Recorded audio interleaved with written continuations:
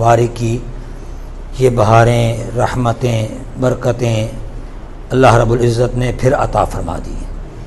تمام حضرات کو ماہ رمضان المبارک مبارک ہو۔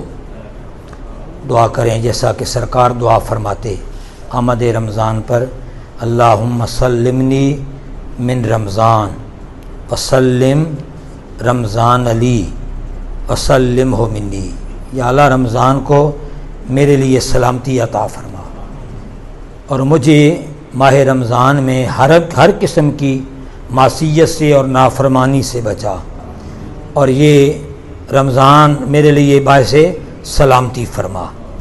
ایک موقع پر حضور نے چاند کو دیکھا تو فرمایا ہلال خیر و رشدن، 2 مرتبہ یہ جملہ، پہلا جملہ حضور نے 2 مرتبہ فرمایا، ہلال خیر و رشدن، ہلال خیر و رشدن، آمنت بالذی خلقک، تو ہدایت کا چاند ہے، تو بھلائی خیر کا چاند ہے، میں اس ذات پر ایمان لاتا ہوں۔ میرے حضور فرماتے ہیں آمنت بالذی خلقک، میں اس ذات پر ایمان لاتا ہوں اے چاند جس ذات نے تجھے تخلیق فرمایا ہے۔